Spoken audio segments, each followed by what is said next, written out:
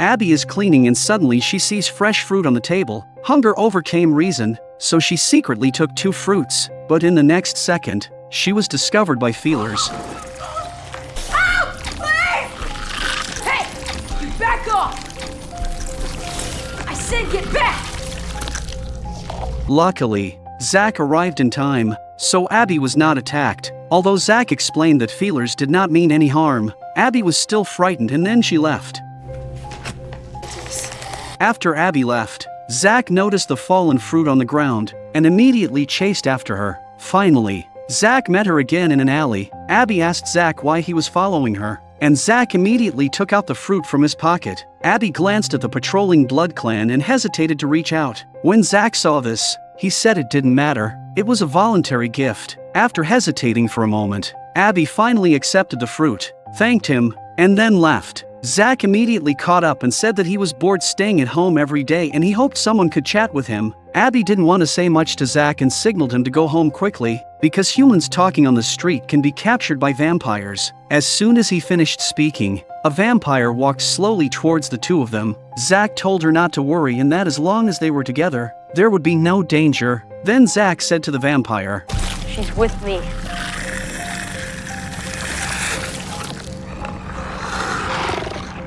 See?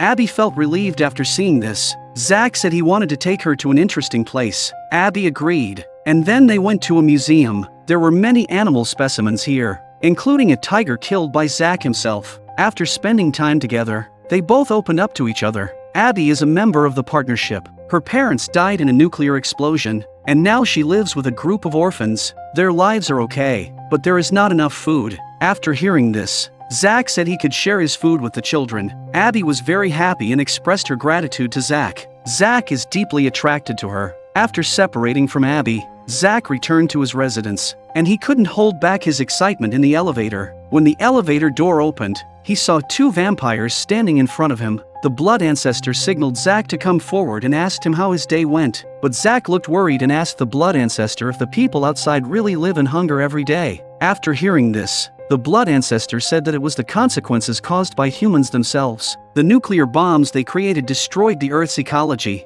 making it impossible to grow food. Then the blood ancestor led Zach to the window and said that the most dangerous animal on Earth is humans. They often commit atrocities out of impulse, and he is building a new race. Everyone's consciousness and goals are connected, and there will be no more wars in the world.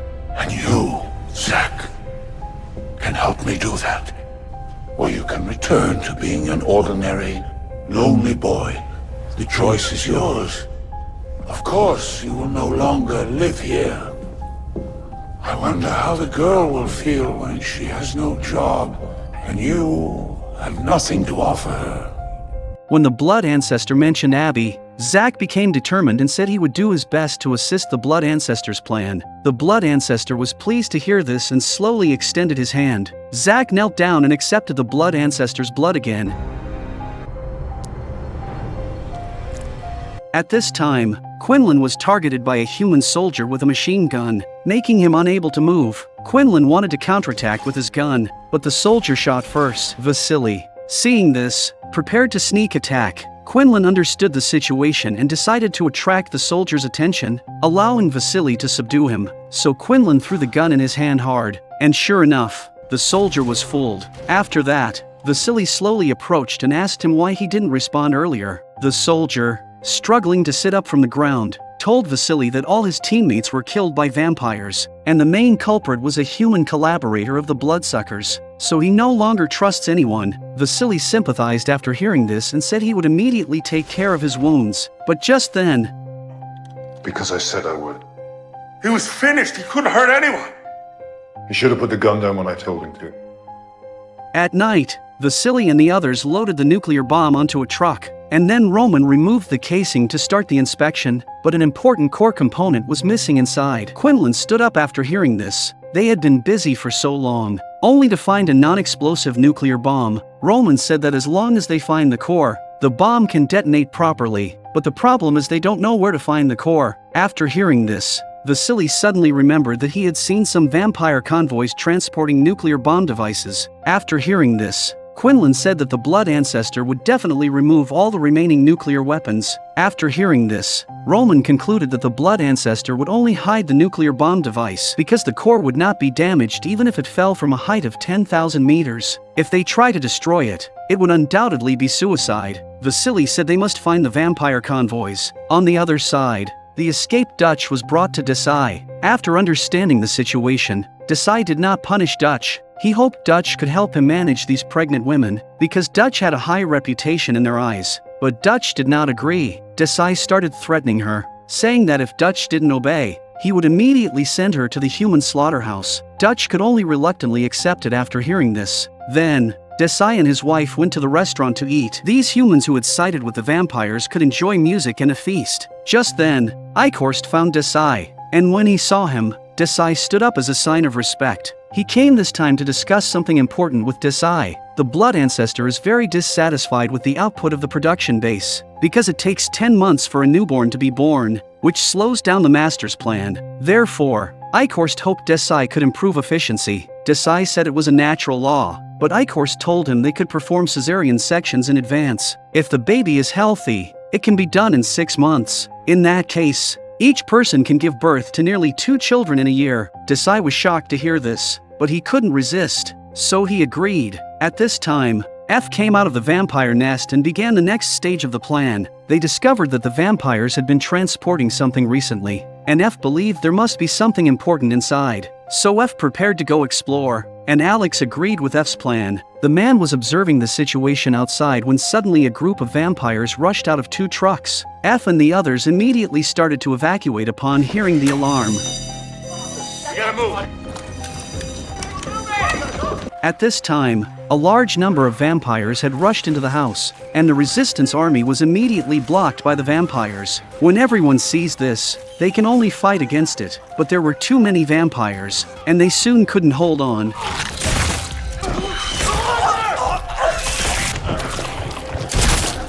At this time, F and Alex were attacked by a large group of vampires on another road. Suddenly, a few vampires appeared from behind, and Jason was accidentally bitten on the neck. Alex killed the attacking vampire, but no matter what they did, it was too late. Once bitten by a strigoi, there was no hope of survival, and Jason knew this, so he asked his sister to kill him. Alex raised the gun, but she couldn't bring herself to pull the trigger, so Jason turned his gaze to F. F slowly approached after seeing this.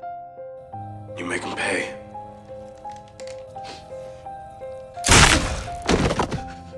Just then, the vampires attacked again, and F could only pull Alex away from there. The two of them escaped to a factory, and F forcibly opened the lock on the gate. Then the two cautiously entered.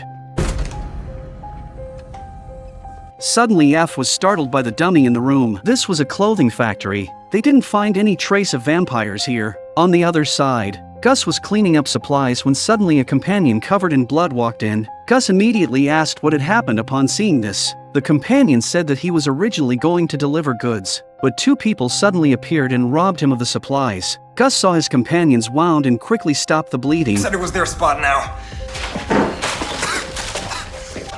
Begin to tell! But soon his companions slowly lost vital signs. Then Gus started to analyze who took their supplies, and he concluded that it was a gang, because only 2 people wouldn't dare to rob their things. So he decided to go investigate the gathering point of this group of people. Then Gus went to the black market to inquire about the situation, and he found some suspicious people. After that person left, Gus cautiously followed him. After tracking him, Gus arrived at an abandoned warehouse where several people were guarding the entrance. In order to find out the truth, Gus prepared to enter through the ventilation shaft. After crawling for a distance, Gus arrived inside the warehouse. He happened to see several people cleaning up the stolen supplies. Put it away over there. Alright. When's the next delivery coming?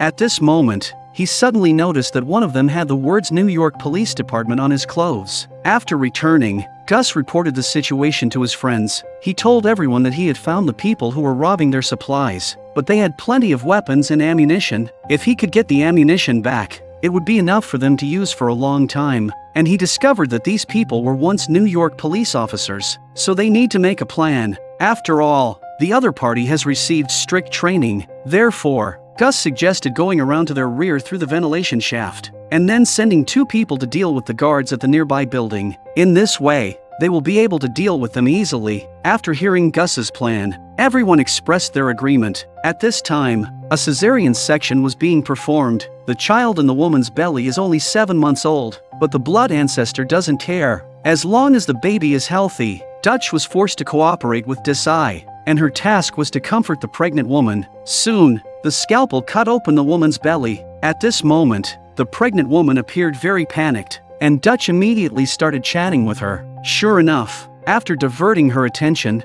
the pregnant woman became noticeably calmer. After the surgery, the baby was taken out, and Dutch immediately started congratulating. The pregnant woman was happy to hear this, so she wanted to take a look at her baby, but the doctor ignored her and walked out with the baby in his arms. Upon seeing this, Dutch asked the doctor where to take the child. The doctor was very impatient and asked someone to kick her out. I want to see my baby.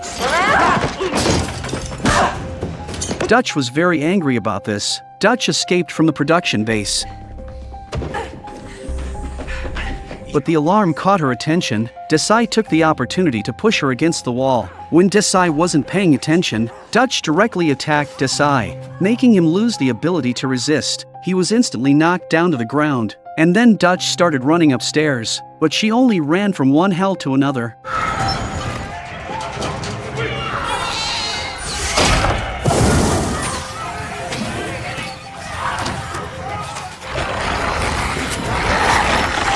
Meanwhile, Gus began his operation to seize supplies. One person went upstairs to snipe the guards at the door, while the others entered the enemy's territory through the ventilation ducts. At this moment, the other party is playing poker. The time they agreed upon soon arrived.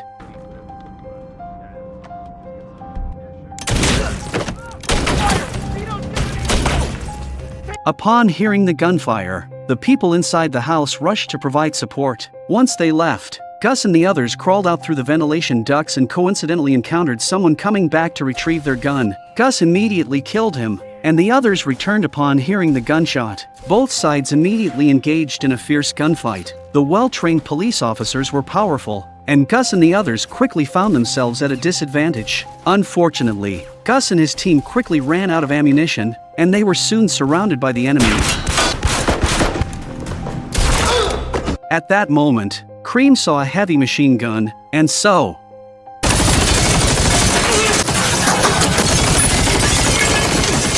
they collected all of the enemy's supplies. On the other side, F and Alex were walking on the street when they noticed scattered flyers on the ground. The general content was that the vampires would relocate survivors outside the city, where there would not only be comfortable accommodations but also fresh food supply. After seeing this, F believed that it couldn't be that simple, so he and Alex decided to investigate outside the city. The next day, the two secretly left the city. They made their way to a nearby town, but it was evident that no one had been living there for a long time. They found a house and confirmed that there were no vampires.